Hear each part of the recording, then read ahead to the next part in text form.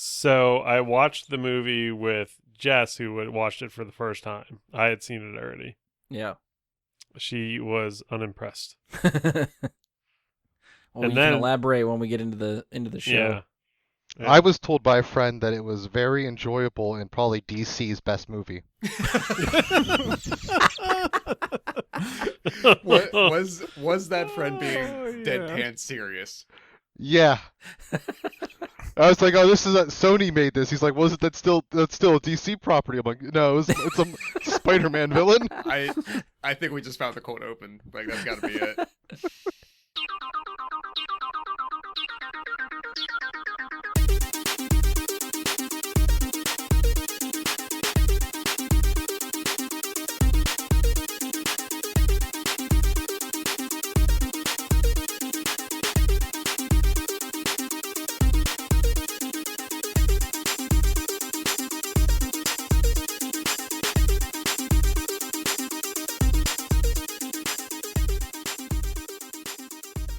Hello and welcome to another episode of Bry Guy into Super Friends. I'm your host, Brian Labick. Joining me for this episode is someone who's been described as our high energy guy, Andy Stolz. What's up, podcast people? Who described me as that? What the fuck? That's actually a listener for the show that gave you that description. Okay. Is that a negative moniker that you don't want to be associated No, with? I was just curious, like, if it was one of you guys. It was not one of us. Okay. I can say that on the record. I think it's safe to say that our next guest is probably the most frequent guest, so we will cue the achievement unlock sound for Mike Bradley. Are you actually going to put it in there? I should try. I can send it to you. Post-production. I mean, had you told me you were going to do that, I actually could have played it so it came through Audacity. I could have had it set up and ready to go, so it just played. Well, we can fix that in post. Yeah, we can try for next time. Damn it! I mean, that would be so awesome if it played every time I showed up. We'll have it ready next time. Yeah, we'll see. Next up, he likes to rap about movies, so around here we call him Jay-Z, Josh Zorch. It didn't take you long to get there. That was pretty good. You're getting pretty good at this. I'm trying here. Yeah, no, it's good effort. And finally, he's got a face for radio and a voice for miming, Ian Leidick. I assure you, folks, he is there. We will continue. All right, so Brian worked hard everybody. on these intros. He actually made Ian speechless for the first time, I think, ever. All right, welcome everybody to our second episode for Rewind Theater.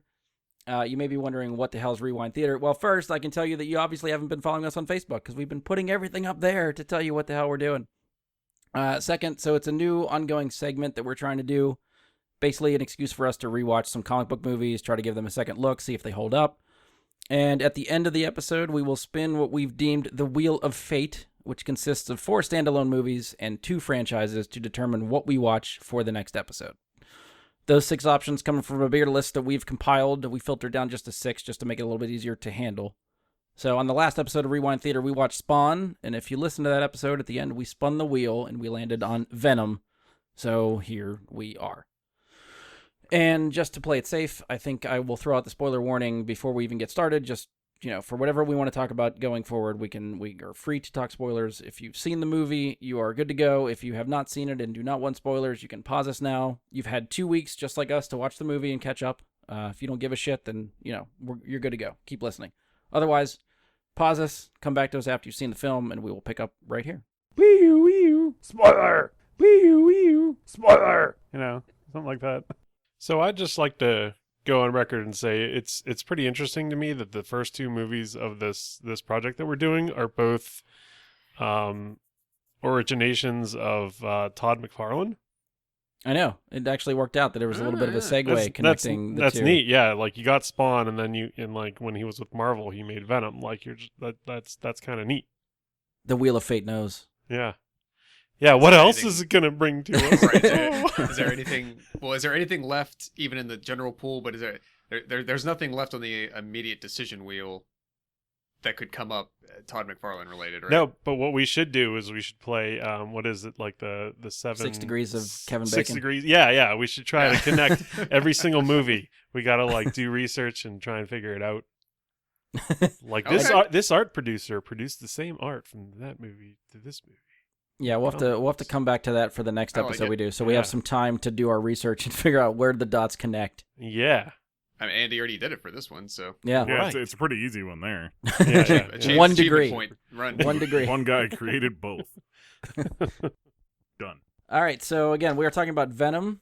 So this movie was released in 2018 as part of Sony's Spider-Man universe, which I will not get into here because that's a whole other can of worms. We've talked about that at length on numerous other episodes. So if you would like to see how confusing that whole freaking thing is, I tried to look and see where we talked about it. It seems like episodes 146, 165, 168 all sort of revolve around Spider-Man news and Venom. I think 145 talks about the box office numbers for Venom when it was released, and we go into the future of Spider-Man there, so that's probably a good place to start. The other 2 episodes feature news about the Sony Marvel deal for Spider-Man, so I'm sure it's covered there because we're just trying to figure out how all that affects everything going forward. So yeah, there's a lot to dig into. We won't get into specifics because it's a lot, and I hate most of it. So Yeah, we're just gonna you get kinda into the threw my movie. plan off. talking about all the bullshit. The first 3 points on my notes are all fuck Sony. Yeah, I mean you can leave it at that. We just won't elaborate too much on what the hell's going on. Wait. You guys have notes? Oh hell. Andy, I expect nothing less from you. All right, so Venom is directed by Ruben Fleischer, who also directed Zombieland, Zombieland 2. The film was released on October 3rd, 2018, with a budget of $100 million. It finished its theatrical run with $856 million worldwide, which put it at number 7 for the top grossing movies of 2018. On Rotten Tomatoes, it is currently at a 30% critic score. It is at an 82% audience score. What? On Metacritic, it has a 35 for a meta score and 6.3 for a user score. So I'm going to open it up to you guys, sort of going around the horn, and maybe we'll just start with Josh or somebody. Is this your first time viewing the movie, or is this a rewatch for you? No, this was a rewatch for me.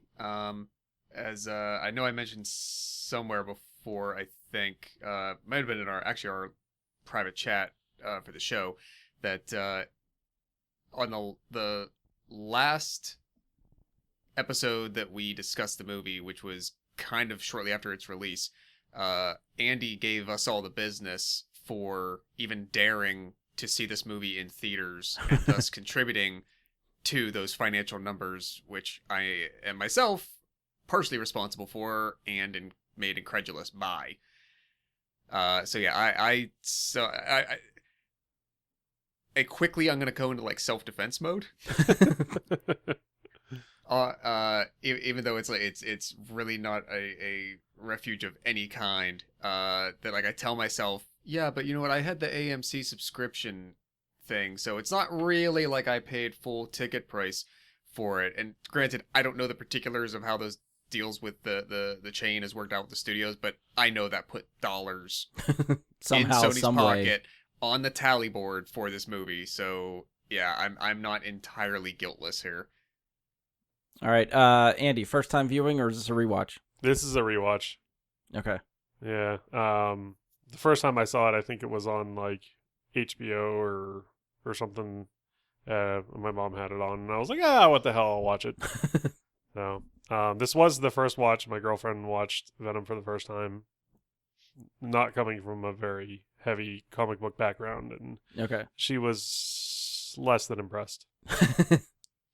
Yeah, I'm curious if that will be the going opinion. Mike, rewatch or first viewing? Rewatch. I'm with Josh I saw it in the theater. It was one of those had nothing to do on a Friday kind of things, and I like going to the movie theater, so it was there. It was what was out, so I did that. I will say the rewatch took about 4 rewatches to actually finish the movie because I kept falling asleep. So I had to restart it a few times. I don't know. I don't want to blame that all on the movie. It's mostly, my Did sleep. you try watching it before bed? Well, I tried that last night, yes. And then this morning after I woke up, I put it on again and fell asleep again. And,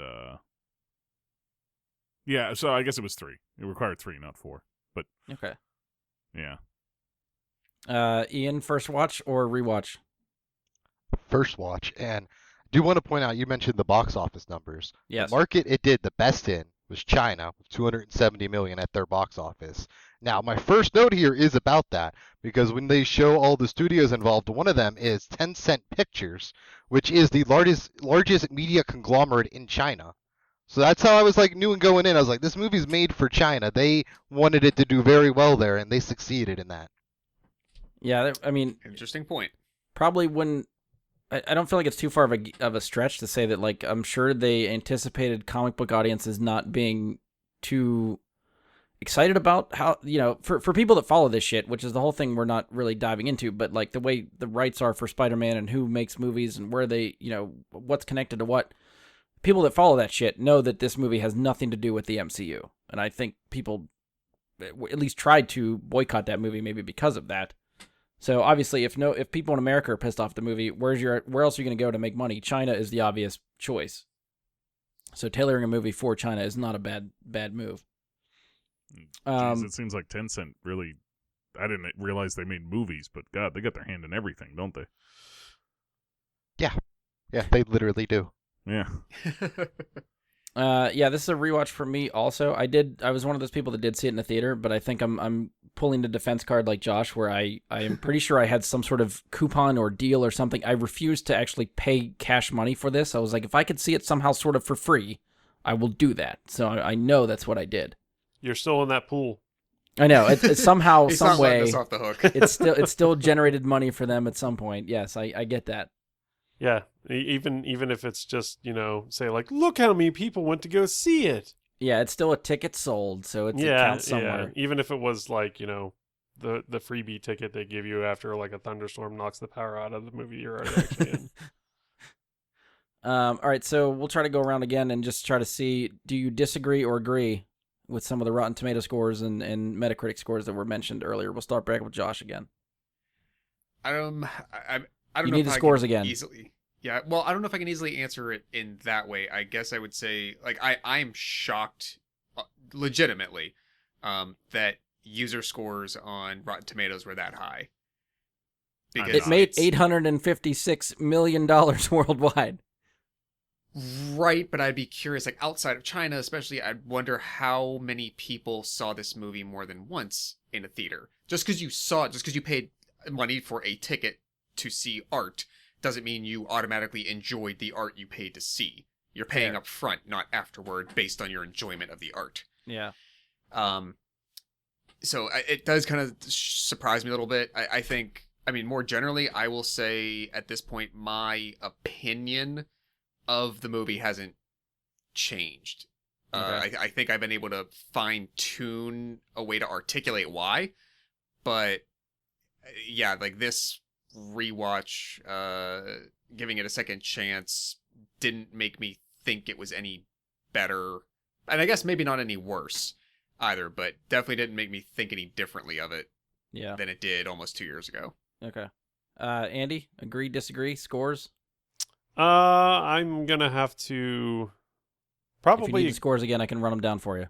What the difference between like the critic scores and the user scores, I think, is probably pretty accurate because it's not well acted, it's not super well directed.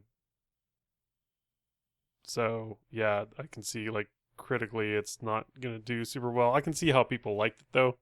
Yeah. Because they did sort of make it funny and dark and it had action and, like, let's face it, people like Tom Hardy. Yeah. But in my opinion, the second watch was worse. Like, I watched the second time and I was like, ooh, man, this movie did not hold up and it was only 2 years ago. All right, we'll dig into that a little bit later. Mike, agree with the scores, yay or nay? I kind of agree with what Andy said. I probably would have been more along the lines of the audience score when I first came out of it. Watching it again, I'm probably much more in line with the critics this time. Okay. What was the Metacritic score? Metacritic was 35 for the meta, which I guess is like the critic score, and then 6.3 for users. I don't know why they don't just do like percentages or out of 100 for both, but it seems like the that's Metacritic is like the meta score is out of 100 and then the user score is out of 10. There's still a separation, but it's not as big. Right. It's not as steep. Yeah. I mean, I'd honestly come down somewhere in the middle. I think of all of that. Like the critics are probably a little bit more harsh on it than your average person, obviously, for the many errors it has. Yeah. Which we'll talk about, I'm sure, as well as the good things that it has that kind of dazzle the audience and keep them happy. So, for me personally, somewhere in the middle of the audience and me. Because, again, I can't say, like, 100% because they're so far separated. Right. Ian, how do you feel about the audience, the scores, Metacritic? The critic scores I absolutely disagree with. This movie is not 3 to 4 points worse than Iron Man 3. There's no way. Like Iron Man 3 is not that good of a movie for this to be 3 to 4 points worse than it. This is clearly tainted by those dudes sucking the Marvel cock and not respecting a good Sony outing. So you think you're more in line with the audience score, or yes? Okay. This is Spawn all over again. I assumed it would be, considering how we came out of Spawn. I figured this was right up your alley. Yeah, I think I was a little bit probably. He's sending us heart emojis in the Skype chat. That was actually an accident. It was well-timed accident. Yeah, it worked pretty well. Yeah, I think I'm very mediocre with this movie. I don't think it's good. But I also don't think it's like complete shit. I think there is some stuff to like, which I think maybe I appreciated maybe a little bit more after a second viewing. Not by much. Like I'm thinking like between giving it like a 3 or a 3.5 the first viewing and maybe I'm up to like a 4.5 somewhere in there. So it's not much. It's an incremental jump, but a little bit better. All right, well, I'll just open it up. We can still do the round table and kind of go around just to give everybody a chance if you want. But so I'll swing it back to Josh. Stuff that you liked. What was redeeming about this movie? They did a good job and made a smart script move and gave plausible explanation as to why they are going to remove this character from anything that was in a setting from any other story you know. So they move him out of New York immediately. Yeah. They take him away from Spider-Man's home. Anything that might give you a plausible reason as to, well, wait, isn't this Marvel? Doesn't that have to do with Spider-Man, even if I know that? Wait, what's going on? Oh, well, he got fired from his last job at the Let's Name Drop Daily Globe paper, and now I'm in San Francisco, which, in theory, I guess he could have ran into Ant-Man, but, that's neither here nor there. But that was not a bad story move, in and of itself. That was a smart story beat to take. Right. Things that I liked also, I liked Riz, if this is how you pronounce his name, Riz Ahmed, as an actor. He's your antagonist. One of the first things that I honestly remember seeing him in, that I remember him from going forward, is a movie called Nightcrawler, with Jake Gyllenhaal. Jake Gyllenhaal is beyond haunting in that movie, like pure sociopath to a disturbing level. And Riz Ahmed plays someone who he uses and manipulates throughout the movie, to a certain point in the plot. And the next thing that I remember seeing him in is Rogue One. Yeah. That I could clearly definitely say, like, he was in that movie. And like chronologically, that's when they come out. So when he gives you this character in Venom, I will say, like, I was surprised. Like, okay, he has range. He can play an asshole. He can play someone who, you root for in Rogue One. He plays someone who you feel bad for, and that, like, this character you totally buy in Nightcrawler. So I think that was a good acting, or a good casting choice, and I liked most of his performance. Right. Okay. Okay. If you're looking for just simply straight positive notes here, I only got one more. Let's see it. That is there's a point where Hardy is Venom is inside his head, and he's saying, "Go ahead, jump, we gotta get out of here, jump." Something, I forget what they need to get away from their setting, and he is like considering it, like jumping from a balcony or a window or something, and then the camera cuts to Hardy hitting the button on the elevator, and then you just hear the Venom voiceover from inside Hardy's head say, "Pussy." That made me laugh. Yeah, that was a laugh. Yeah. That's all I got. Okay. Spin it to Andy. Anything positive to say about this movie? I thought the CGI was fairly good for Venom himself. I agree. Yeah, I think he looked good. I thought they did a really good job of taking the comic books and sort of bringing him to life in a way that, you know, reminded me of the comic books. Yeah. You know, they did a good job of that. And then the other thing I really liked about the movie is the back and forth between Eddie Brock and Venom. Like, Yeah, in his head, and like how they're arguing and talking to each other. And I like that they gave Venom a personality. I think that was good. Anything else? I think those are the only two positives I took away from it. Everybody's like list is going to be very short, I feel like. Mike, what do you got? I agree with Josh about Riz Ahmed. He said all that needs said on that. I thought some parts of Tom Hardy's performance were really good. Did we ever confirm? I know we talked about it before, as to him voicing Venom as well. I thought that's what it. I thought I heard that somewhere. I forgot to look in the credits for it, but He I thought did. that He's credited with it, and I read about it. Okay. Then yeah. Yes. So that aspect of it improves his performance exponentially. I know, I'm sure he recorded it separately for Venom and all that, but he's still having a conversation with himself, which is cool. Yeah. They fed the lines into his ear that he recorded, because they recorded the Venom lines before shooting. Is that what they did? That's awesome. Yeah. And then for different Venom scenes where he wasn't acting opposite Venom, he would actually stand in and deliver the lines to the other person. Interesting. So that would be cool. That way, part of it too was to try and get the motion capture to fit his motions. He's not 7 feet tall, so it doesn't work. You can't just mocap him, but he still would do some of the stunt stuff to try and like get it to fit. That's how Tom Hardy would move. Yeah. Okay. And for me, even though not all of it made sense, the motorcycle scene, the chase scene, I thought was really cool. Really well done. Some of the things that happened during that scene I thought was really good. When he rounds the corner and Venom just kind of makes it so he can make a 90-degree turn at high speed. Yeah. And Venom's pulling cars from behind him to block people, and it was a cool idea. Okay. So I enjoyed that. That's it. That's all I got. Ian, I'm sure you have a laundry list of stuff, so I'm just going to try to get through a couple that I have, and then I'll let you free reign to go about your business.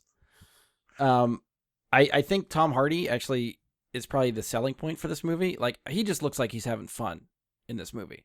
It doesn't have to be good acting. He just is having fun doing what he's doing, which I get behind that. I think that was cool.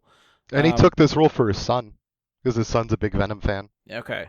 Well, that makes more sense, too. And his son even coached him on, here's what Venom's like.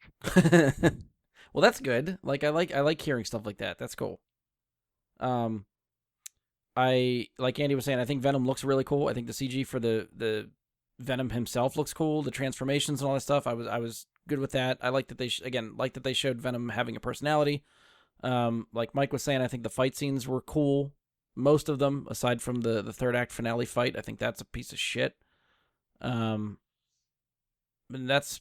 Yeah, I think that's pretty much all I have that was good, that I felt was redeeming. But that's enough to give it a mediocre score and get through the movie for me, I think. All right, so Ian, what do you got? What's your list? Okay, let's start in chronological order. So what I really liked in the beginning of the movie was they were doing like a couple of jokes, at least I was able to make to myself, that I thought were really fun. Like when he first wakes up and she keeps telling him to feed the cat. There's no fucking way he fed that cat. You didn't feed that cat. And then she also tells him right before he leaves, don't start your shit again. And he's also told, don't start your shit again when they find out he's going to interview our antagonist, Carlton, whatever. Yeah. Carlton. Rizamed. And then I wrote down, he's going to start his shit again. And guess what, guys? He started his shit again. And I really liked when he started his shit again because they went back to like that newsroom, the Shield style of the walk and talk, where you're filming yourselves walking and talking down a hallway. Luckily, this one didn't go on for 5 minutes like it would on the newsroom, where you wonder, how is that building so big? This one was like, this is a logical place to end the walk. Oh my god. So I really did enjoy that. And then, let's see, going back. Let's see, how don't they know? Oh, the wisecracks with Venom were very nice. I really like that. The interactions once Venom established himself is not just, as soon as it was established, I'm not schizophrenic. That's when it became livelier, when he like realized I can really communicate with this thing, and that brought it back to the earlier parts of the movie, like with the feed the cat thing and starting to shit again, where it's fun, where he's doing kind of like wise ass jokes. He does the same thing in the grocery store, and I think if they would have brought that Venom part in earlier into the movie and then had more of that joking tone, like that's what Spider-Man's famous for, and that's where Venom gets a lot of his characterization from, is how Spider-Man's written, because it's written by the same guy, duh. So I think that would have worked really well to make this movie have that lighthearted tone, but at the same time, they were trying to go for some more darker things, but I think you can blend that very well. Deadpool did an excellent job of that in both of their movies, having darker overtones of a lot of light action, lighthearted comedy, and like wisecracks. That's all Deadpool basically does for comedy in those two movies. He's just chewing scenery. You sold me, Ian. You're going to direct Venom 2. Thank you. Let's do it. So I also liked with Carlton, I thought he was a cooler version of Ozymandias. Like, he just skipped beyond giving a fuck about how he was going to save the world. Ozymandias is like, we got to bring us all together. He's like, no, we're going to change everyone. Fuck ethics. We're not going to... I got all this money. I don't need grants. I'm going to fund my own research into making us all kick-ass. And you know what? It worked. Look at all those kick-ass fights they have. It was all kick-ass. Kick-ass. All right, start the kick-ass tally. How many times? Was that 4? And then At least. another great part was later on in the movie, near the end, when he loses Venom. We'll deliver him back. We get Lady Venom, which, as we all know, conceptually, originally Venom was going to be a female, but the editor at Marvel rejected it because he didn't think a woman could be a threat to Spider-Man. Is that See, true? I did Yeah, not know that. that's true. I did my research. Which editor was this? I couldn't tell you his name. I'd have to pull it back up. But that's why Venom is a male. And I really like the Lady Venom. That was also a sick look. And I like the kiss that morphs into I'm transferring. Like, it was like a real life. Like, you kiss to exchange bacteria and stuff to make sure you're compatible. And they literally exchanged an organism between them. That's what kissing's for. It was to oddly make sure hot. you don't get I will sick. admit that. Can I make a note about that? The kiss, by the way. Maybe. So later on, Might get cut. well, no, later on they discuss that kiss again at the end of the movie, and she tells him that Venom had that idea. So he didn't kiss her; he kissed Venom. I feel like Venom was egging her on. That was the way I interpreted that. I feel like Venom wanted to make out with him. Well, they do have a very loving relationship, and they've bonded together, so they're almost more like marriage partners than anything else. Which also brings up, how do you have like intimate relations with another sentient being? Like, You asking me how Venom fucks? I mean, I'm not Venom was asking inside you of how. him, I so literally, it I happened. physically know how. I'm just saying, like, psychologically, how do you deal with that? Like who? Like Eddie? How he would deal with it? How they like what if Venom Well- starts wisecracking while you're having sex?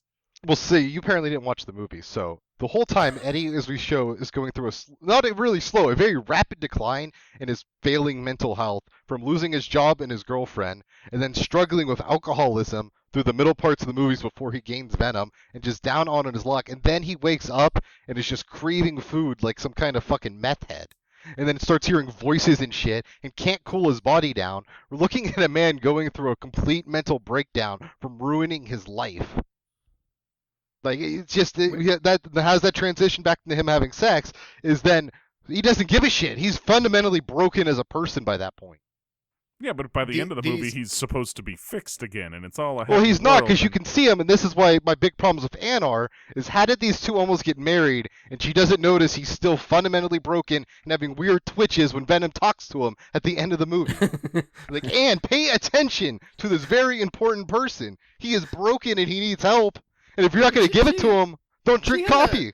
She had a moment where she's like, "Eddie, are you okay? What was Anything that? going on there?" What is that? Is that an Yeah. accent? That's Annie. Yeah. That's my. Jesus. Finish your positives before I have to discuss all the problems I have with. And then, half as what you guys have said. also mentioned, that was a very kick-ass suit.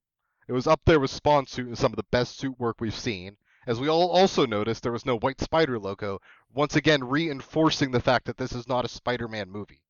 That's why they omitted the Spider-Man from his chest. And part of me dies a little bit inside because I love that the way Venom looks in the comics. And then, Maybe lastly, we get that in the next movie. I really did Or enjoy the later. giant-ass explosion at the end, because it kind of got me. I was like, I thought he was cutting up the fuel thing, and now he's like, now you can't fly all the way to the planet. You're gonna drift Lost in Space style. No, it's gonna fucking explode, and then burn.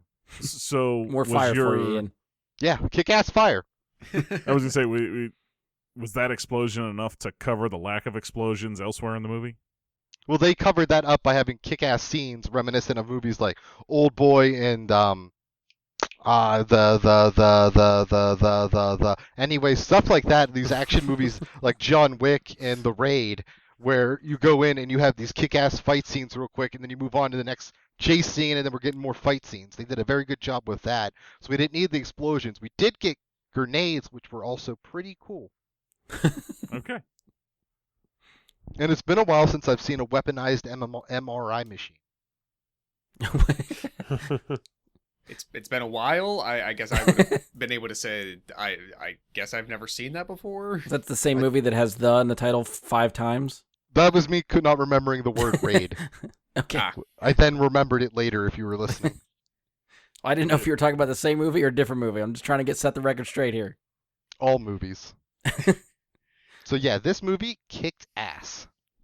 Fair enough. Brian, Alright, what's on so- your redemption list? Or Well, I did Mike, try to you- cover that you're gonna quickly before Ian's. We did, Hardy looked like he was having fun. Venom looked cool. Fight scenes were cool. That's mostly it. all right.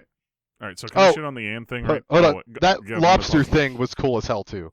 I love that scene. Him just that was literally like dealing with an unwell person. I've had to deal with that in retail before, and I was like, this is what happens. Except since it's retail, no one's threatening to call an ambulance or the police. You just let it play out and hope no one gets hurt. I feel like the more we're talking about it, because it's something I didn't write in my notes, but it is surprisingly funny. Like, even watching it the second time, I still laughed at a lot of this stuff, especially the thing that Ian's talking about. When he goes crazy at the restaurant and just starts eating everything and yelling at people and then dipping himself in the lobster tank. Like, that's funny. Like, the movie, like, I can't tell if it's trying to be campy, but the humor in it, I feel like leans to the campiness. Like getting in the lobster tank, he improv that. It's not Oh, in I the believe it. script. Yeah. He was just feeling it, having a great day, V for victory, and fucking nailed it. Anything else on your list, Ian, or we'll spin it back around for dislikes. You might have to skip me on that. Okay. Nothing to contribute. All right, Josh, we'll come back to you. Anything you didn't like that you want to dig into? All right. I actually did re-listen to, and I wrote this down. I think it was episode 146, and Okay. this is about a month after the movie came out, and we had discussed like its box office, and then we got some of our thoughts out about it and whatnot. And I think one of my thoughts in that discussion still holds, and this is the best that I can still kind of summarize my feeling on this movie and what I just think they made. They made an enjoyable movie that could have been original and interesting and maybe had a certain percentage of people who saw it think differently about it if it was not about Venom. And it was not a movie called Venom. Okay. Coming from a place of someone who did not grow up reading comic books, and so I don't necessarily have like the investment part in like, well, that's not the character I know. This is such bullshit. They did this and they did that. I don't like this because of the things I know. It's nothing like that. But I can't shake the notion of being familiar with this thing and saying, this has nothing to do with that thing. If they wanted to make a movie about a space parasite that could give you alteration and genetic alteration and powers and some like abilities in some way, and it did this thing, and it also acted as, you know, this psychological voice inside your head with like this symbiotic relationship and this duality, that could be interesting. But the whole time I know I'm here seeing a movie about Venom. And Yeah, that's a not kick-ass what Venom. this that's just not what this is. The Spider-Man problems put them in a position where they tried to make a movie about somebody who inherently is not supposed to be likable, and they made an antagonist, and at best an anti-hero, into a 100% the good guy. And that's just not what that thing is. And part in getting you to that point, they had to make the person who Venom is likable. But that's the other problem, is Eddie Brock is not a likable person. Not this incarnation they give you. They show he has character flaws and he's his own worst enemy, yes. But Eddie Brock, the thing that Venom eventually takes over, is compatible with him in that way because Eddie's supposed to be an asshole. Yeah. You're not supposed to like Eddie Brock. That's why at least that part works with Topher Grace in Spider-Man 3. Well, you're not supposed to like him. Right. You're not Eddie supposed was a to villain root for before him. Venom. Right. Like he just didn't have superpowers. He was a villain character. Yeah, and so you're not supposed to like him, but you eventually root for him. This sets up the entire character of Eddie Brock and Venom as the underdog, as the thing that might not be able to overcome the real threat afterward. That's not the place for this character. So I get why the audience scores are at 80% on Rotten Tomatoes, because it's not necessarily an unenjoyable movie. There's certain scenes that are constructed, or like the way that you can barely tell what's happening for like 5 minutes in the penultimate fight at the end. But those are like basic critiques you could make. I get why people think this is an enjoyable movie, because to that degree, it is. Tom Hardy is acting the hell out of this movie without, in my opinion, seeming like he's constantly chewing the scenery the whole time. Like he found that balance where he doesn't go so over the top with it that, like to your point, that you're like, is this supposed to be campy? Are they leaning into that? I can't really tell. He found a way to like walk that razor's edge, which is great. It's fine. It's fun to watch him do that. Yeah. But if somebody had said, hey, can we make a Venom movie that borrows all that idea, but he's not going to look like Venom, we're not going to call it Venom, and his name is not Eddie Brock, I would have I'd have a very different opinion of this movie. I think that's sort of where I'm, like, I feel like I can never give this movie a good score just knowing what I think it could be. Like, I think the people that liked the movie and gave it a better score are people that are unfamiliar or ignorant about Venom's comic origins, or like how he ties to the Spider-Man universe and all that stuff. But for people that know that, that's something we all desperately want to see, and we want to see it done right, which, because of this movie, will probably now never happen in the MCU, at least not for the foreseeable future, which to me is like a deal breaker. And I'm already coming into this movie like, fuck you, why did you do this? This is, you jumped the gun. We should have waited on this until things were figured out. This is exactly what I said about the critics in the beginning. All these Marvel cocksuckers. That's right. Hate on a good Sony outing. I will gladly. I will wear Marvel. that badge. I will be a Marvel cocksucker till I die. All they had you to can barely do say it with that cock in your mouth. when they were gonna go for this idea is go the Flash Thompson Agent Venom route instead of the Eddie Brock Venom route. Yeah, that would have been a And way around it. Yeah. it would have made, to me, a more interesting genre of movie, because I would have preferred that. I'll get I think there's a into better way to get that what- origin without Yeah, having Venom be mad at Spider-Man or something like. Like I feel like the Venom origin story that we got in this movie just feels like it's lacking the Spider-Man part. Spider-Man is such a big part of Venom's origin and how he comes to be and how he becomes the anti-hero and how he spins that way. That's something I desperately want to see. But Mike's right. I think doing the Flash Thompson route, you cut that piece out. So it's just dealing with Flash and how he adapts to the suit and becoming a hero and stuff like that. right. I could have lived with. Yeah, it to me it wasn't like a there wasn't a bias going in. Like I said, from the degree of I have been a Venom reader fan for 20 years, and now this is what they give me. It wasn't a bias like that, but there was certain things that I already knew that I could not unknow Right. and see this through any other lens. Yeah, because I feel like people that I talked to that had seen the movie also that are either not aware or just peripherally aware that Venom is somehow tied to Spider-Man, they seem to like the movie because Sure. they don't know that backstory like we all sort of kind of do. So they can separate from that and they can just take the movie for what it is, and that's fine. It's just for some of us that are married to that kind of thing, it's hard to divorce it. And Venom works better on an entrance to a universe as a villain to Spider-Man than is trying to make him a hero. Right. Yeah. In a lot of ways, because of, one of this movie's biggest failings is its villain.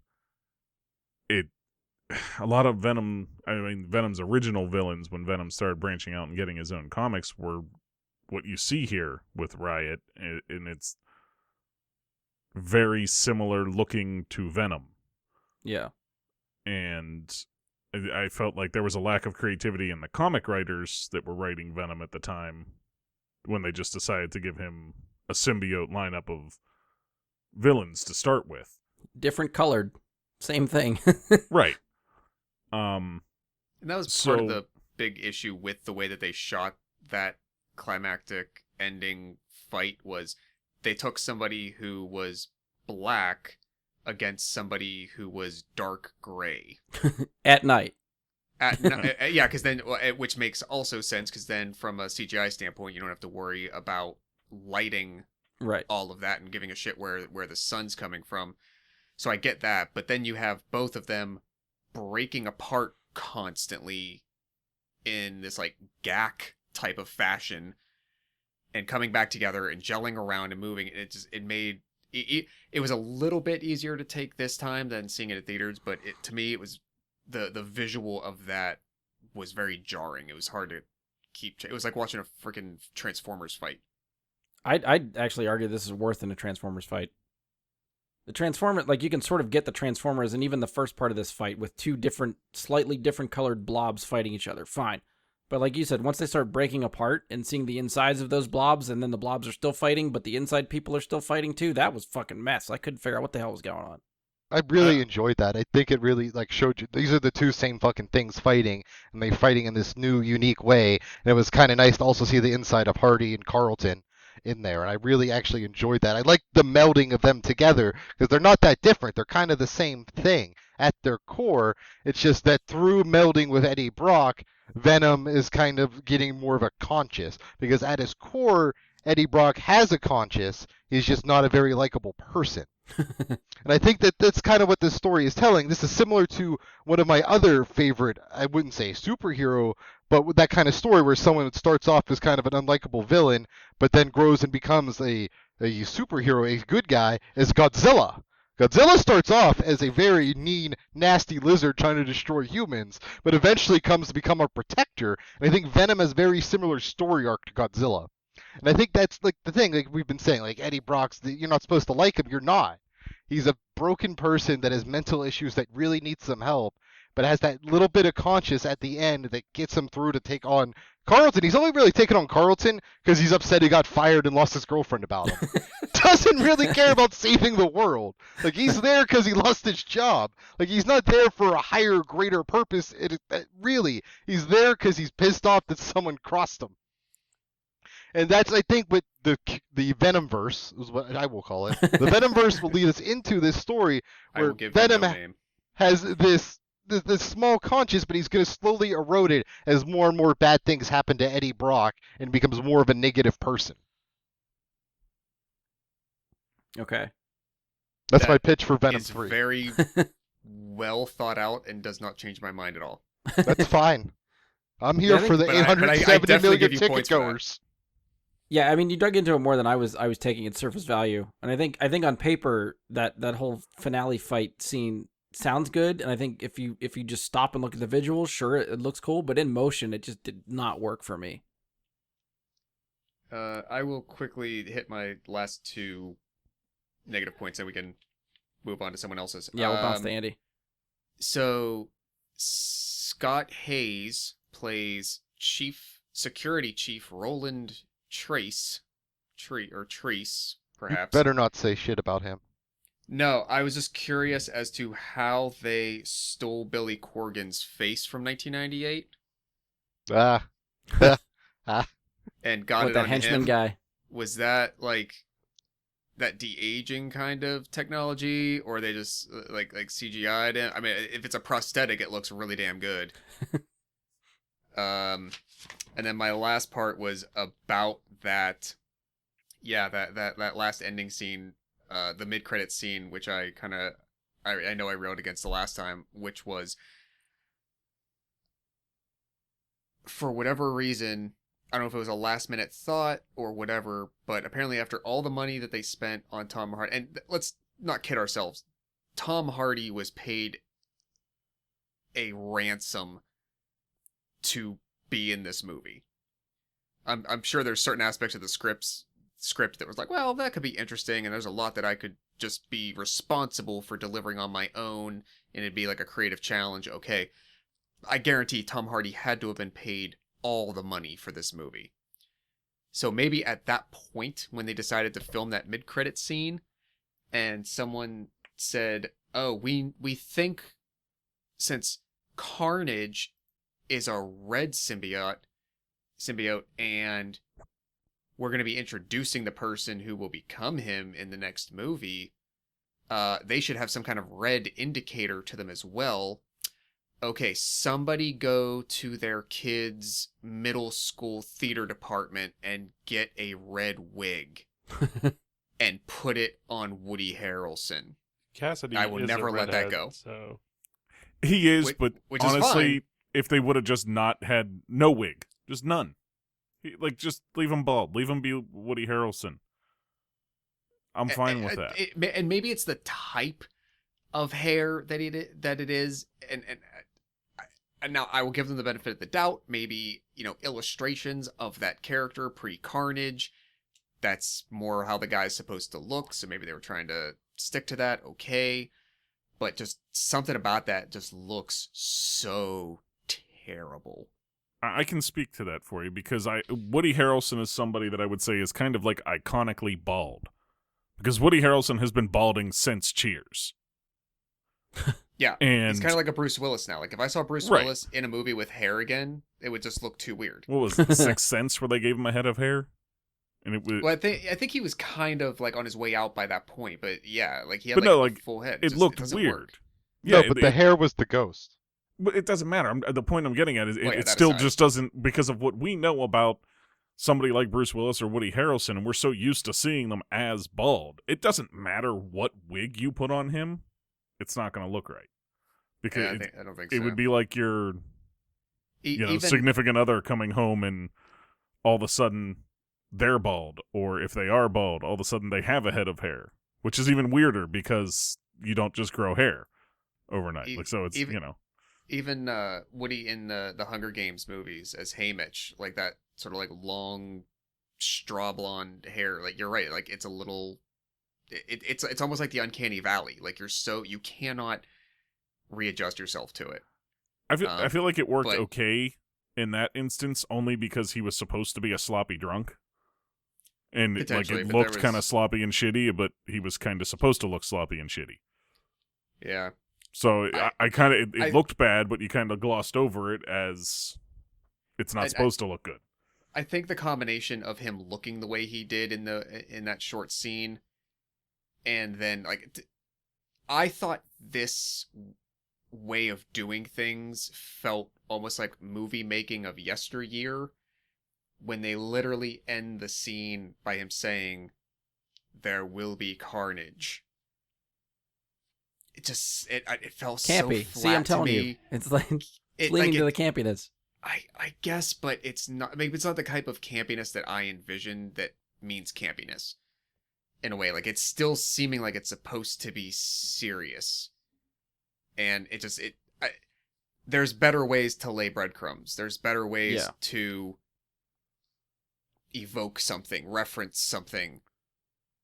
Like it just I don't know. I think the combination of those two things happening, would just always leave a bad taste in my mouth in that scene. I mean, I still think, So- I like Woody Harrelson as an actor. I think he's extremely miscast as Cletus Cassidy for Carnage.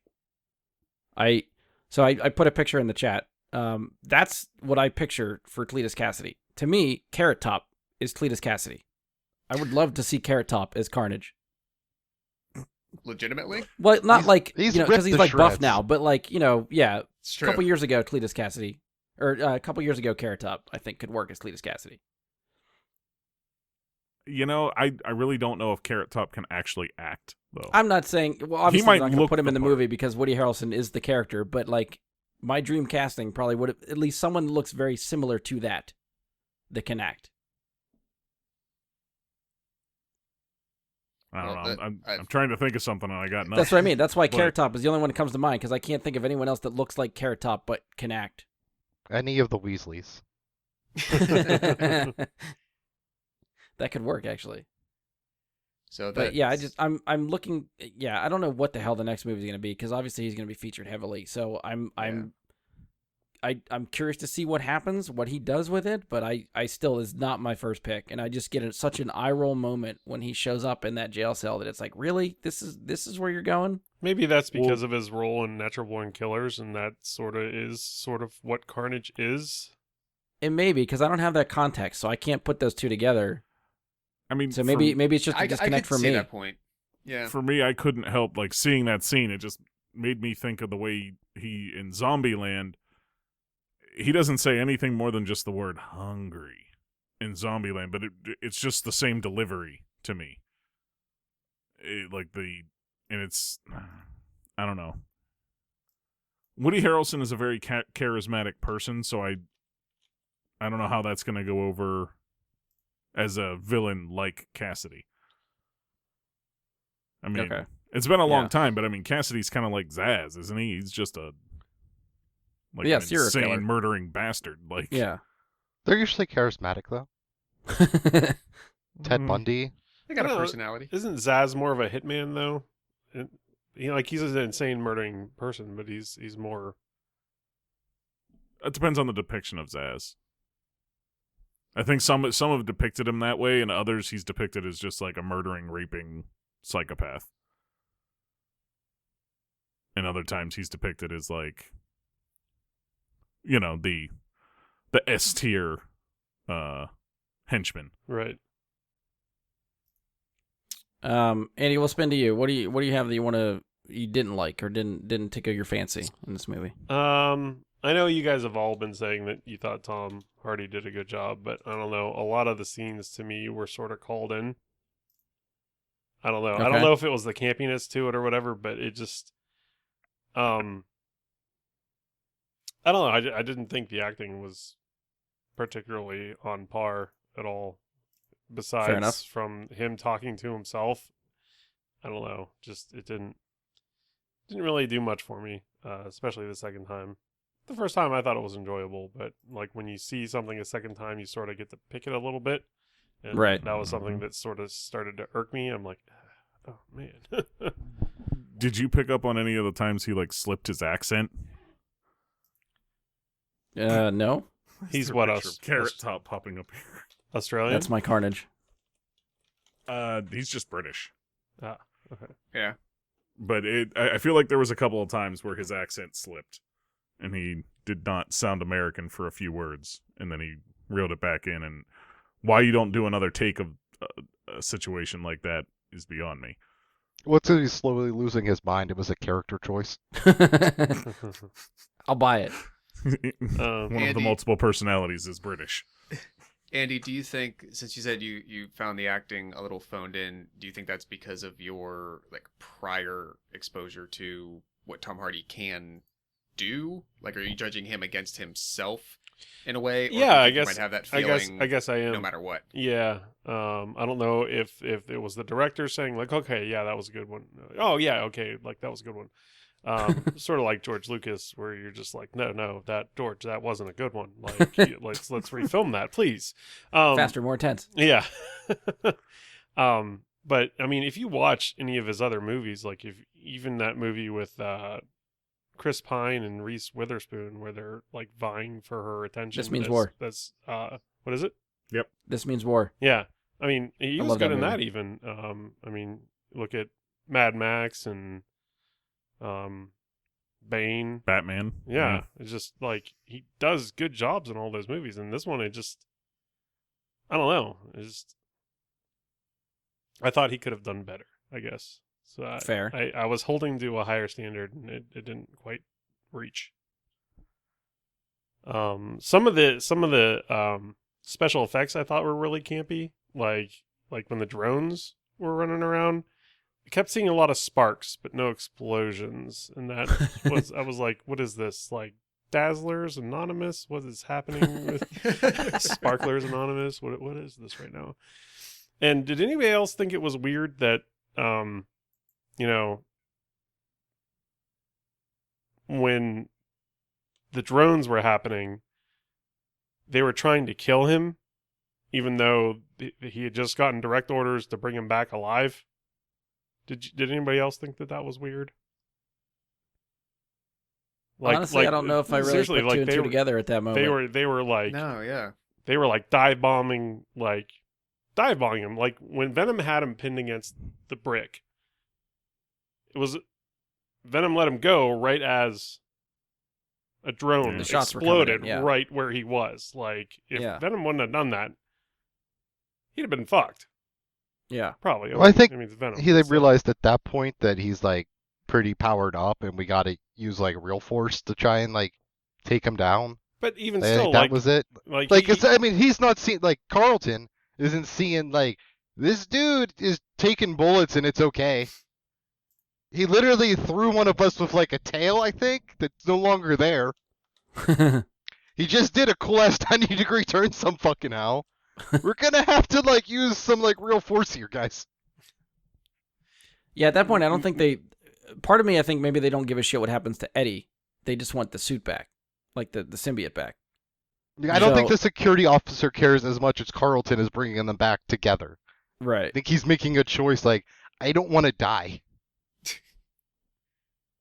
Yeah, but then you still don't know anything about this creature. You don't know if separating the two, killing the host, is going to kill the symbiote. And all of their tests, that generally does happen. Like he killed the one doctor because he was like, "Weren't you watching him?" So I don't know. That didn't really fly with me either. I thought I feel like plot points are not this movie's strong suit. Yeah, I thought the kiss was super fucking campy. I was like, oh god, I can't believe that just happened. And then she was like, oh, did I just eat a head? What the fuck? And then it was just like, it kept going. I was like, damn it. I don't know. It wasn't a great script, I think. Yeah. It did have its moments that I liked, but I could probably rag on it for a while. But no, I think those are my main. We'll see what else everybody else says. Oh, If you have one any other other thing- points to jump One in. other thing I wanted to say, and it does have to do with like like I know a little bit about Venom and would want a movie about Venom the way I know Venom, is like I tried to explain Venom's actual origins to Jess after watching the movie because she wasn't familiar, and it did not go well. Is She's that like, your "Wait, explanation, what do you or mean?" just I mean, what? Just like, yeah, just I don't know, just trying to remember like how he actually came about and whatnot. And it after having seen the movie, she's like, so this and this, and I'm like, no, that has nothing to do with it. No. Well, what'll be fun is forget whenever everything we we've get to seen. Spider-Man 3, have her watch that movie with you so she can sort of get the sort of kind of proper comic origin for Venom. Right.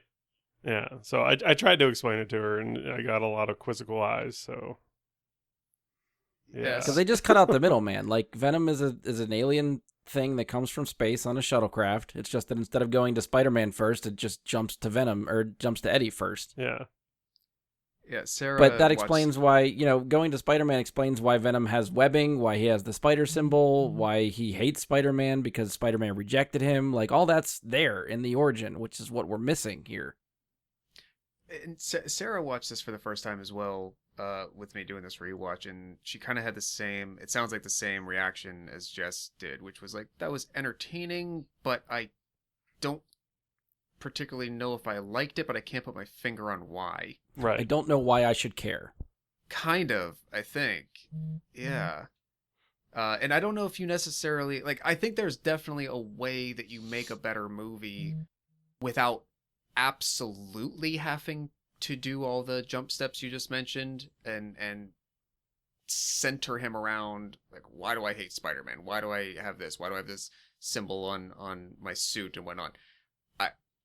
I think there's got to be a way to still get where you want to be without necessarily having to have all that as part of the equation. But just for me, this was not how you do that. Right. Yeah, that's what I mean. I think it's just something I can't ever seem to separate from the character. I can't, and that's just me, personal bias of knowing the comic origins for Venom and trying to see a movie where I know I'm not going to get that and just trying to accept that this is what they're doing. It's still difficult for me to do. They could have made him the villain for 90% of this movie, even without Spider-Man. And just forget about Riot for right now. You can do Riot and Carnage in the next one or whatever. But they Yeah. could have made him the villain for 90% of this movie and then had him sort of do his little anti-hero, like right at the end, save the day against whatever the hell you want to think of. But I think that would have been a much better plot to see him at his most evil, to see his turnaround, because that's the fun about Venom. Yeah, except, I feel like the only problem with that is like 90% of the movie, or the majority of the movie, trying to see someone do evil things and try to care about them at the same time is difficult to do. So you have to introduce the villain for him then. Like, why is he doing the bad things then? And try to spin it that way. You have to. I feel like audiences have to get something to latch onto, which is why they tried to make Eddie sympathetic and relatable in this movie, so that when Venom gets to him, you're sort of rooting for Eddie. But I don't know. We'll spin to Mike. Mike, what do you got you want to shit on the movie with? I want to ask all of you a question to start with, because it bugged the hell out of me. What happened to the yellow symbiote? I blue made one- a note. The blue one that they were, dies. like, Oh, that's a good point. that They- they were they- colored four. ones. Riot is with, Carlton, and then Venom, of course, is there. Where is it? What happened to it? Is that what's going to get to Cassidy somehow? But it's just not acknowledged, and he doesn't care about that one that's lost. Yeah. Like, they don't even talk about it. Like, oh, what happened to the other one? Is that the one that he sicked on the girl that brought Tom Hardy into the whole situation? No, that was. I think that was the blue one that he died. mentioned. That was the blue Okay. one. Yeah. Yeah. That is I completely forgot about that there was a fourth. Yeah, because we see 3 at the lab, and then the 4th one is Venom that's like on the loose. right. Or sorry, Riot. Riot's on the loose. Right. Yeah, Riot's on the loose. Venom is originally at the lab, right? Yeah, that's true. So that bugged me, not having any clue or any reference to its being missing. It's in the director's cut. I think Oh god. didn't he mention that all of the symbiotes died? Didn't he mention it once? I swear he mentioned it during the movie. No, that if all he the did, I missed that completely. Symbiotes died except for the one that latched onto Eddie, and that's before he knew that Riot existed. Maybe I'm wrong. Maybe. If he did, if he I did, thought I he said all completely the forgot. hosts died, but it's Well, he mentioned specifically Yeah. that one died because we see it dead, but he does mention at a point that the Venom one's the only one he knows that's left. Yeah, I swear he said all the others died or something. Okay. Maybe I'm wrong. See, we need more eyes on these movies. Someone has to tell us who's got these details right. Well, maybe we're but all I'll move missing on it. from there. Someone took notes. I acknowledge that there were more colors. I didn't acknowledge what happened to the colors. So I have a bit of an issue with Venom going from kind of villain to being friends with Eddie very quickly and almost on a whim. Yes, thank you. Just because, like, I'm a loser, you're a loser, That was all it took. we're all losers, and let's be friends, and I no longer care about my race and taking over your world. It goes from, we're going to bring a whole ship full of symbiotes and take everybody over. I'm going to eat as many heads as I want to. And then all of a sudden, you know what? I'm going to stay here. You're pretty cool. We're pretty cool together. Let's make this work. It felt too easy. The Yeah. reason felt not compelling enough. Well, it's because it's the symbiotic relationship, the mind melding of the two beings, like in a Vulcan would in Star Trek. So it goes Yeah. quicker because the minds meld. Is that this round's version of Divergent Timelines? I think this. just Just explain all. explain everything away by mind meld. I think this makes way more sense than any Divergent timeline has ever. I'm with Mike. I think okay. there needed to be more build up to that. I will buy that explanation, Ian, but I think it happens too quickly. Like it's a complete needs to- 180. It needs to middle of happen the movie. sooner because those are the best parts of the movie when they're friends. Which I get fine. that. I like that they're together like that. Yes, but there's So it's the two opposites. There's no in between there. It's you, like Mike said, you go from one point to the exact opposite within right in the middle of the movie. It's right when the kiss happens. Like before that, Venom's ready to just bring a whole alien race here and kill everybody and take over the planet. After the kiss, all of a sudden it's, you know what, we're both losers. Let's do this together. We're cool. We're gonna stay here. Well, it's that, but he also almost died from the MRI machine, so he's experienced almost death. So suspension bridge effect helps bring them closer together as well, from when their almost death happens. Which actually reminds me of something else, because this is another plot point that I think is sort of dropped. Is that I think somewhere in there you're made aware that Eddie is dying. Venom Mhm. says he can heal Eddie, and then it's dropped completely. So you don't know what Eddie's dying from. How terminal is he? Like, what does Venom do to keep him alive? Like, I get that see, I there's the felt like it was symbiotic. Venom feeding on him that was killing him. Yeah. Like I the feel other like that people. was fairly well Yeah. explained. And when Venom chose not to feed on him and wants to eat heads instead, Venom So that's the sated difference. and If- isn't if- going to Yeah. feed on him. Okay, so if Venom kills other people, he's not killing Eddie. Yeah. That's the I way this guess. works? Okay. Yeah. Because I thought it was the other way around. I thought it was like, because to me, suddenly that's like, well, then why the fuck would he take him back if the thing's slowly killing him? I thought it was Eddie was dying and the symbiote was keeping him alive somehow. No, That's he's- why I thought they yeah, needed no. each other, so No, that Venom I could keep got- him alive. You get another thing at the end when they're talking at the very, very end. And Venom tells him, like, oh, your liver's looking good. Like, Right. like, you can let me eat somebody or I'm going to eat you. You know what I Okay. mean? Like, so I think it's kind of Venom was the problem. Yeah. Okay. All right. Then I completely misinterpreted that. Yeah, I noticed that, and then I worked out in my brain that it actually works. Because Okay. I thought the same thing, and then I was like, wait, but okay. I feel like there's a few things that still bug me. You know, Andy mentioned the acting. Michelle Williams.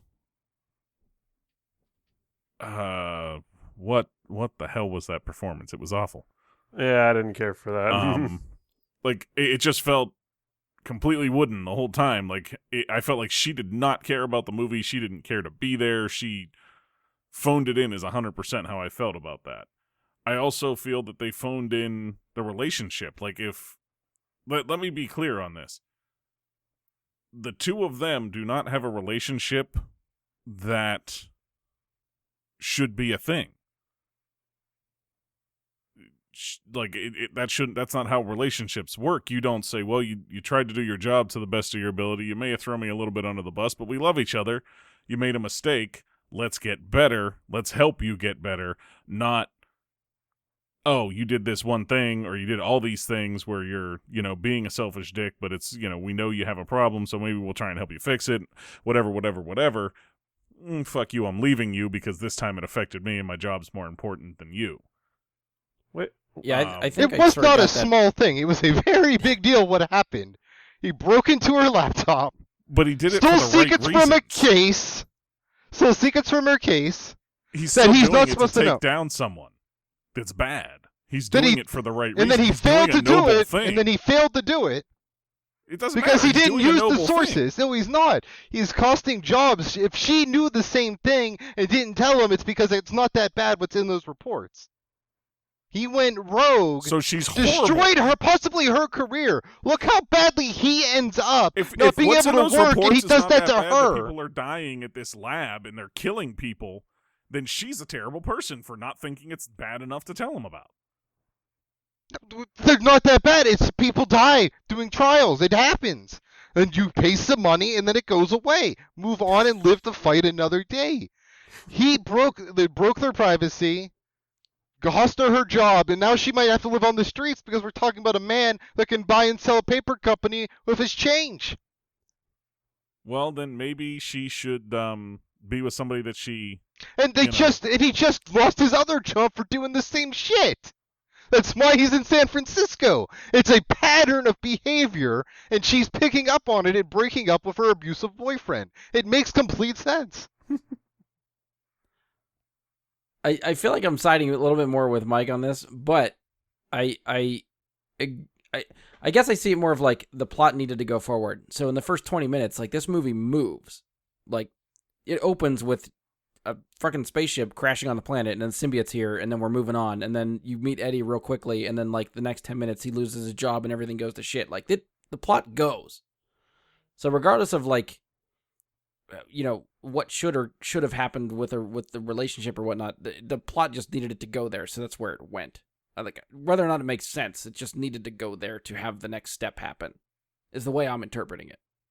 I mean, but I do feel like the relationship could have been worked on more or massaged a little bit more there. I think that could have helped later on in the film. You don't, leave your fiance over that. You Yeah. have an argument. You have a big argument. That's fine. But you don't say like, oh, we were going to get married, and now because you tried to out this horrible corporation that's killing people, well, that was the last straw. Even though he you've made a took corporation, unproven evidence of someone dying. He didn't try and prove anything. He did gotcha journalism. He didn't do anything. That's the other bigger point. Nothing was accomplished by his action other than them losing their livelihood and nearly being forced to be one of those homeless people that get experimented on. So you would have ended up Right. at the same spot no matter what. And once again, it's a pattern of behavior. We've established this isn't the first time this has happened to him. We literally get the line, don't go starting your shit again. And what does he To do? Eddie- He starts yeah. his shit again. Professionally, yes, but I think to Mike's point, the relationship to that point shows no signs of being on rocky road. They look like they're in the happiest How many fucking times relationship did she ever. have to say, feed that cat, and he didn't do it? So okay, one thing. He may have killed a cat. The point is, even then, it's not an emotionally affecting scene. It doesn't serve any purpose to let me know that, oh man, I feel bad for Eddie that he lost that asshole that's leaving him because he tried to do the right thing. Because he tried to do something good and failed at it, she's leaving him. Well, then on top of that, then you I have feel a nothing massive for that. time jump of like 6 months, so you don't really see Eddie's downward spiral per se. Well, how You're could he just be left upset like, oh, about what happened? Couple months later, I'm really down in the dumps because of all the things that broke down. It's just another one of those small points where it could have been more effective if done differently. But this movie is already almost 2 hours long, so unless you're throwing in like another 20 minutes worth of content, I don't know if it would make it better. I don't know if that would, if I would have had the attention span for it, if my interest could have been kept. I don't know. Yeah. That's fair. Maybe it could have. I might have like seemed more compelled. Like I'm following these character trajections more than what was presented. That's fair. Another problem. I'll move on from it since I don't feel like arguing about journalism and ethics and things like that. But there's a couple things that just don't make any sense. One of those is that Anne is able to operate an MRI machine. She has been dating a doctor for 6 months. And that's something totally that... isn't he a surgeon? Because they always operate MRI machines. Even he wouldn't know how to do it. A science doctor, Mike. Well, he didn't operate Doctor... it. I know, but I'm saying even he wouldn't know, and she's just dating him. How does she know how to do it? Also, how does she know how to get the perfect pitch on the speaker at the end that it causes like the two of them to break up, like when the two symbiotes to freak out when she plays over the loudspeaker? She knows it'll happen, but how does she know how to do that? I get this. She Somehow went to I feel college. like these are not the biggest argument, like the biggest problems with this movie. No. We've talked about a lot of the biggest problems already. I'm getting down to some things that bug the shit out of me because it makes no which sense. actually do kind of make sense. I'll give him that on some of these. There's only two more that I have. One of them is when Venom and Eddie separate.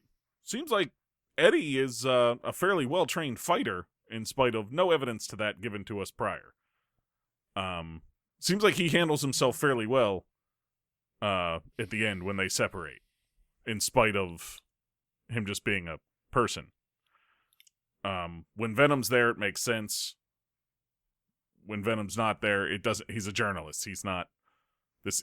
You know, what I mean, it's a little bit Tom strange. Hardy. He's just fighting like one rich dude. Like it's Neither one of them has any business being good at hand-to-hand combat. So I mean, he threw one cool Superman punch. I mean, yeah, it was cool as hell, but I don't know if I'd be like, well, we didn't know Eddie Brock was a black belt. He threw a cool Superman punch. Well, I mean, like I said, I am getting a little bit nitpicky, but I lied. There is one more small thing before I get to the big thing that's always bugged me about Venom. But that's when Venom calls him a pussy in the elevator, right? And he tells him, jump, jump, jump, jump, jump. But we see Venom has a fair amount of control over Eddie. And couldn't Venom just have made him jump? Couldn't Venom just have taken control there and been like, okay, here we go? I mean, playing devil's advocate here, I feel like somewhere at that point in the movie is when Eddie starts to assert control over Venom. Like, there's a lot less... But how much control does Eddie actually have? Well, that's what I mean. We don't know. You could argue that either way, but I feel like from that point on, later in that second half of the movie, there's a lot less of Venom taking control of Eddie. Well, I feel like they're on more agreeable terms. Well, maybe that too. I think that's Venom trying to get Eddie to trust him.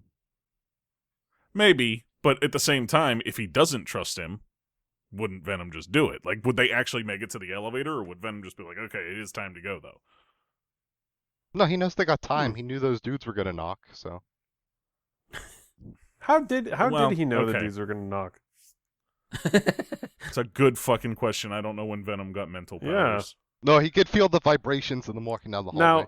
Now, did he pick up like a spider sense from being with Spider-Man? From not Spider-Man? Yeah. That would make sense. Look, he was with Spider-Man first. Now he has spider sense. The 'Cause that was rabbit in the origin, has isn't big ears. Boom. Nailed it. I mean, isn't that because I thought that was the yellow one that bonded with the rabbit. I'm colorblind, so I couldn't tell you. Because wait, Venom, like in the comics and stuff, Venom is immune to Spider-Man's spider sense, right? Isn't that a thing? I think so, yeah. It's been a long time since I read Spider-Man comics. I remember major plot points, not as much as the minor ones. Yeah, I started thinking maybe it was the other way. Maybe Venom got spider sense from Spider-Man, but I think it's the reverse because I think it was like Venom was the only one that could get past Spider-Man's spider sense. Huh, So then yeah, I don't know if that would make sense for hearing things down the hall. But yeah, for the sake of argument, yes, he's sort of Spider-Man-y. We'll give him spider sense. Why the fuck not? Sure. But powers brings me to my biggest problem with Venom since day one of Venom's creation. Now, Venom is a really cool name to give a villain. It's a very cool name. Makes no fucking sense for the character whatsoever. He has no venom. He has nothing even resembling venom or poison or anything. It's just Spider at Jace. Yeah, Like, that's why. I mean, that's as close as you're gonna get. it was Spider at Jace. Spider. Yeah, I mean, I got nothing better. Yeah. It's still it bugs me. I mean, they weren't gonna call him Eight Legs. Like, They could have just gave him like a power, gave him some venom to Well- go with the name Venom. well, see, if you think about it like this and how they eat you from the inside, it's kind of like how venom works by poisoning your body. It is the venom itself is the poison. I love the way I can just spin Okay. things off the cuff and just sort of kind of make them make sense. That's actually from my Todd McFarlane audiobook I'm working on. Making sense of why the fuck this thing's called Venom. That's chapter 4. So also like I mean the names Riot, Venom, Carnage, these things are like their names on this planet. I want to like I want to read the phone book. Well, that's from the symbiote translated planet. names. Those are translated. I want to read the translated phone book. It's like in symbiote. I'm sure it's actually probably mostly just wet slurping and sucking sounds because of the type of. I'm just saying, look at what they actually are. Their true form without a host. I mean, what I'd other watch it. sounds could they make? Nonetheless, I would like to see the phone book. That's all. That's my point. Yeah, I mean, I don't know of any other symbiotes in like comic lore or what any of their names are. So Riot is a new one for me. I don't even know if that's a comic symbiote or made it for the movie. I have no idea. Yeah, Riot was in Venom's own title, Okay. like Venom Comics, and Carnage, of course. Right. Yeah, that's the only other one I know. Same. Those are the Okay. only three I've ever known of. All right. I'm sure they're out there though. Ian, I'll double check. You said you have a no list of dislikes. Do you have anything to touch on or no? Okay, so the start in the very beginning, there's that spaceship crashing to Earth. That spaceship looked like shit. I Almost thought the same every- thing. It was so every- obviously CGI. I didn't even know if it was CGI. I was like, that just looks shitty. Like almost every effect in Spawn was better than that. even hell. Yeah, honestly, I bought hell more than that spaceship. Bullshit. I like the skybox, and then the ship ruined it. When he got fired from his job, but he's doing all this investigative journalism, why didn't he just become a YouTube news guy? Like that's normal. Good question. And then why did it take so long to figure out how like someone broke into the lab? Like just look at the key cards. Yes. He was swiping in. Like Yes, I I'll was give you that. upset she got away with it for more than an hour. Yeah, like they didn't, and they were like in her office, apparently either like, going through files or what did you access? You have no security cameras. Like that's the whole point of the badge. Like it is harder to break into a hospital. I think with what they're doing, they actually wouldn't want I- any of it recorded anywhere for proof. Well, they'd have a dead If man it's- trigger. I mean, maybe if you want to go down that road, but yeah, I was with Ian on this one. Even Sarah called this out, where it seemed like it passed like at least a day, maybe two, of like a deep security audit to figure this out. I'm like, what the shit are you talking about? Like, go look at your access logs. You could figure this out in 20 minutes. Or ask that Literally two security people there, guard. the security guard and her. That's it. Yeah. Yeah. The guy that got fired. Yeah. Well, that's why he got fired. He didn't think to say, "Oh, she was here." Yeah. And then my last He one was in on the conspiracy with her, and he just didn't out her. was. It was also nice for him. He just got fired. That was actually the best ending possible for that guy. That's true. And then my last one is so they bring the life forms back, and they're examining them in the parking garage. Like maybe wait till you're in the lab. That's just me. It's just me. That was it. That's the end of your dislike list. The rest of them are just likes, not as much as the previous likes.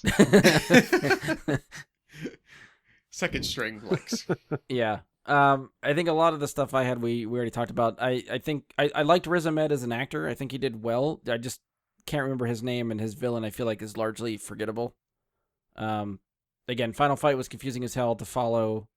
Like Mike was saying about Venom's like 180 turn as far as like middle of the movie from a bad guy to suddenly a good guy. I still can't get over that. We talked about Woody Harrelson as Carnage. Yeah, I think that was pretty much all I had. So we'll sort of quickly try to go around, and this seems like an odd question considering, like Andy said, this is only 2 freaking years ago, but how does this movie hold up from the 2 years since it's been released? Awesome. All right, figured Ian gave it the good old check. Josh, how's it hold up? I mean, obviously, nothing has like aged terribly yet. Anything like that, it doesn't look like, oh, we had so many quick advances, more in technology and CGI, etc. That kind of basic stuff that we would normally talk about. Yeah, since my opinion on it really hasn't been changed at all. I don't know if I could say how does it hold up, because I don't think it was that good at the time, regardless. This is more of like a, comparison's sake. Yeah. When you watched it the first time, how do you feel about it the second time, kind of thing? Exactly the same, trending deep negative. Fair enough. Andy, Uh, where do you stand, like rewatching it? I would have given it probably a 6 before and probably a 4 now. Okay. Mike? About the same. I mean, from one viewing to the other, I mean, I liked it a lot more the first time than I did this time. Yeah. Does that mean it doesn't hold up? I don't know if I'd agree with that term, because I feel like it's the same movie, and it, like Josh said, I mean, the technology's still there, but it, I didn't watch it as critically the first time. This time I was watching it with the intent of like, okay, is this movie actually good or bad? Yeah. And I feel like if I watch it that way, no, it does not hold up. But if you were just watching it for a fun second viewing, it might. Fair. Okay. Josh, I want to come back to you. We're starting to get ratings out of 10. What would you give the movie out of 10? So I think quality-wise, I'd give it a 4. But if I had to give it like a quasi-separate, just basic entertainment, 5. Okay. These are all rookie Ian? scores. All rookie scores. This where do you movie stand on the scores score? a 7.3. Kick-ass movie, kick-ass special effects. Where was Spawn at? It was right around that range, right? 7 point something. No, I think it was an 8 something. Spawn got I an feel 8? like Spawn was 8 something. All right. It's mostly because of that spaceship. That's a pretty heavily weighted spaceship, or it was just like that bad that it brought it down that much. It's the first thing you really see in the movie, and that set my expectations low, and then they pounded through the roof, because this is a 7.3 movie. Kick-ass action scenes, an easy-to-follow plot, a believable villain, and a great acting performance all around. Give it up for the boys. And it had explored very deep relationships between people. I think, Ian is definitely in the minority here. I'm going to kind of align with these guys to go around a 4.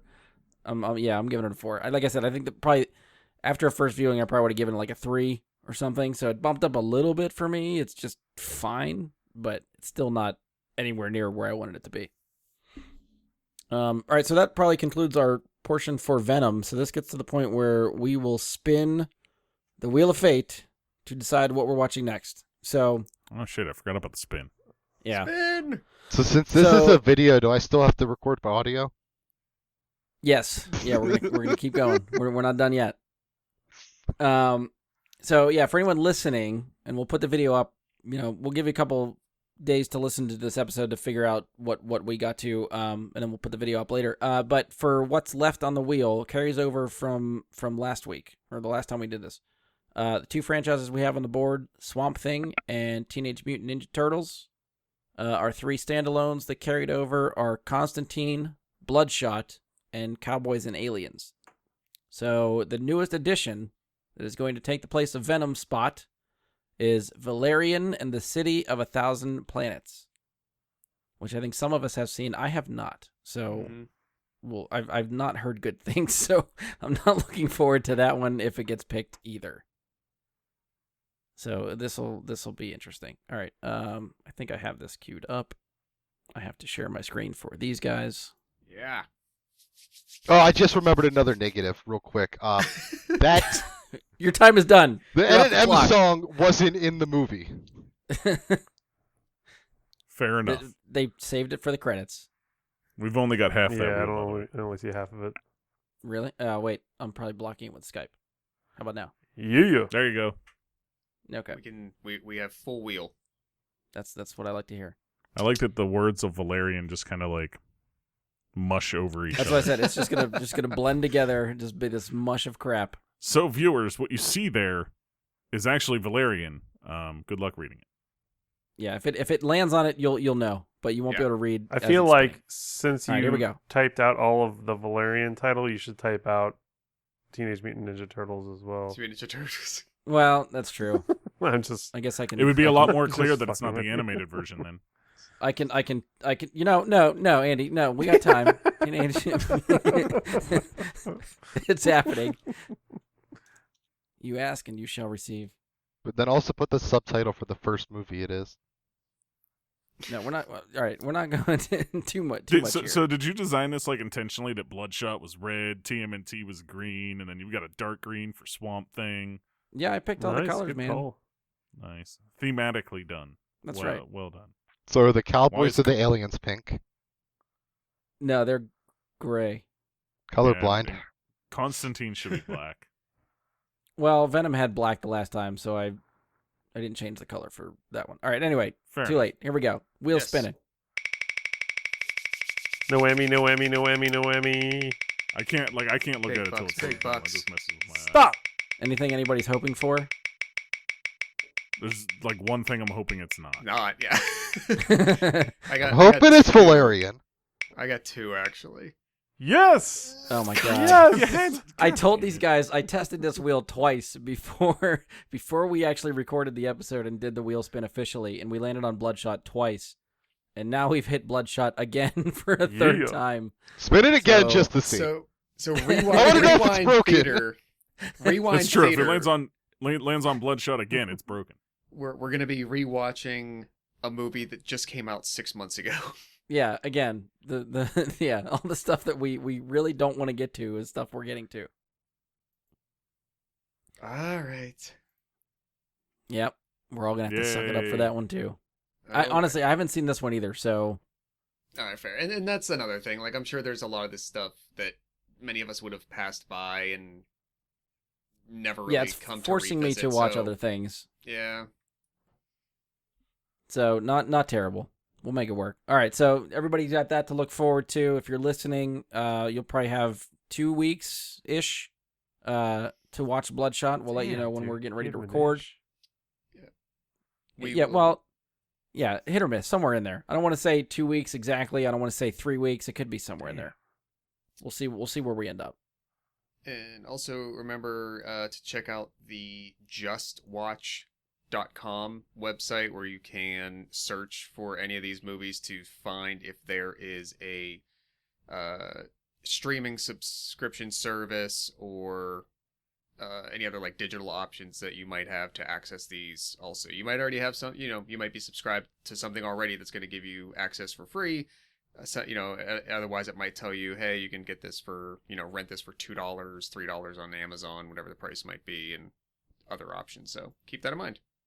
Yeah, that website's helped us out just to tell you what's Definitely. streaming, where to rent it, where to buy it, any options as far as the streaming digital platforms. It's all there. So it's a nice one-stop shop to figure out where to find it. Are we now sponsored by JustWatch.com? I wish, Yeah, right. but no. This is free promotion for them, for the 20 clicks they're gonna get from telling it. Probably not even that. Probably like 5 or 10 I from think from the you're people that listen. I will be- People that actually listening, and then saying that they take our word for granted and actually go there and actually click on the link. I think I wish- 99% of the people listening will just search Amazon and be like, is it here? Is it there Yeah. or not? They'll just keep pounding their head against the wall of searching the different services instead of actually going to the website. Yeah, their preferred platform is where they're Oh going to shit, start. that's not what you guys do. It would be nice if there was a way to do like to set up almost like a sponsor version of the website. Like, could we set up a justwatch.com/Bryguy? That way, if people go there, they know we're driving traffic. Oh, yeah, I don't know. Something like that. I had not looked that far into it. I doubt they have that particular kind of option, but yeah, we should send them an email. Nothing. We've You sent never you know. a dozen clicks in the last year. You should give us 1/10 of a cent. Yeah, it's a blip on your radar. Please, please help us out here. Luckily you for never me, know. I know exactly where I'm watching this. All they can do is either say no or ignore us. Or both. Right, but that's like the worst they could do. So. All right. So that's it for us. If you've enjoyed the show, please support us. Leave a 5-star rating and review. Be sure to give us a share on social media. You can follow or subscribe to the show to keep up with us. We're on Spotify, iTunes, Google, Anchor, Stitcher. Hopefully anywhere that you find podcasts, we will be there. You can find us on Facebook. Search Bry Guy and his Super Friends or go to facebook.com/BryGuySuperFriends. You can send us questions, comments, topic suggestions. That's where we'll keep you up to date on what movies we're watching next and, how much time you have to watch them. We'll try to... we did post for this one. I think, we gave you a day between when we posted and then in recording time if you wanted to chime in with any comments or questions or anything for the movie we're on. So we'll try to keep up with that. You can try to email us, bryguysuperfriends@gmail.com. It's there for show. It's just fancy. Say we have one, but I don't check it. We're on Twitter @BGSuperFriends. Those we'll see, and we'll get back to you there. Also, I started doing this last episode. I'll plug it again. My YouTube and Twitch channels are both Jedi Bry Guy. The YouTube videos are few and far between, but feel free to check them out. On Twitch, you can give me a follow. Hopefully within the next couple weeks, maybe sometime next month, we'll have something planned for you there. So that's another one of the teases I'll be giving you. We'll let you know details later, but we're trying to get something started.